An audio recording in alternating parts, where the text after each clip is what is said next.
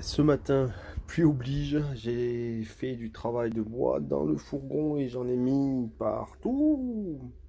Mais c'est pour la bonne cause, puisque je suis assez content. J'ai finalisé le coffrage d'étanchéité de mon premier passage de roue. Alors, c'est pas super beau, il y a des endroits où c'est pas parfait à cause des irrégularités. Mais bon, tout ça, ça va être comblé, ajusté à la fois par de la mousse de polyuréthane que je vais mettre pour isoler, puisqu'en dessous, il faut que je mette l'isolation. Et puis après, j'étanchérifierai un peu plus avec probablement du silica.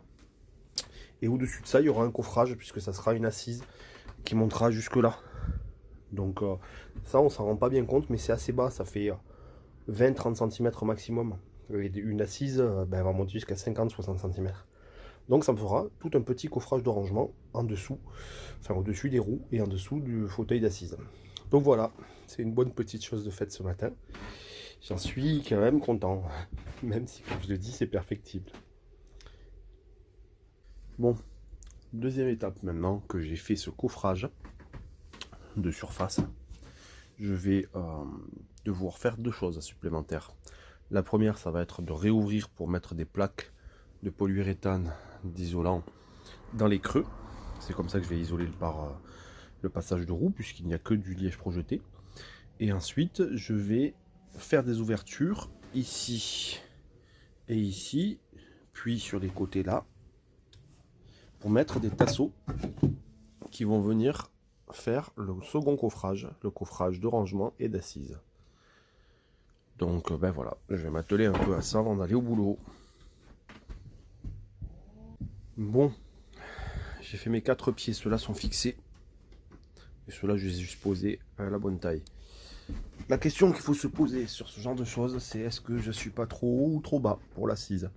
Donc j'ai mis une planche que j'ai recouvert là. Et j'ai posé mes fesses dessus pour voir si c'était la bonne hauteur. Ça nous fait une hauteur totale de 50 cm par rapport au sol. Allez, 50, 55, puisqu'il y a l'épaisseur du bois qui peut compter. Et puis ben, moi je trouve que c'est un poil trop haut, parce que pour s'asseoir correctement, le repère que je me donne, ça va être la pliure des genoux. Quand on est assis, si on a les pieds, les talons qui ne touchent pas le sol, c'est qu'on est un poil trop haut. Là je suis à la limite. Et sur internet, d'après ce que j'ai trouvé, il faut entre 50 et 60 cm maximum de hauteur d'assise. On peut même tourner jusqu'à 40 cm au plus bas. Donc je vais diminuer de 5 cm chacun de mes tasseaux pour essayer de voir si c'est pas un peu mieux. Voilà, la structure commence à prendre forme. Donc j'ai percé ces plaques là pour insérer des tasseaux qui viennent prendre appui sur la structure qui est en dessous. J'ai dû les décaler à certains endroits à cause d'autres tasseaux. Là-bas au fond, il faut encore que je les fixe, mais là la difficulté ça va être soit je les fixe par en dessous, soit je les fixe sur la paroi. Et puis voilà, soit ils tiennent moyennement, donc il faut que je vois si je peux pas les fixer par en dessous, mais il faudrait que je démonte toute la structure pour ça.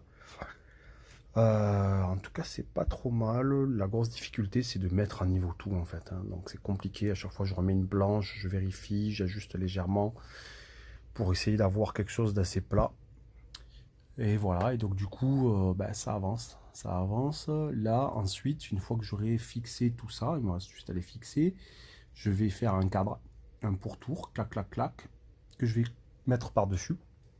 Et sur ce cadre-là, ensuite, je viendrai plaquer mon OSB final. Donc voilà, notre structure qui avance.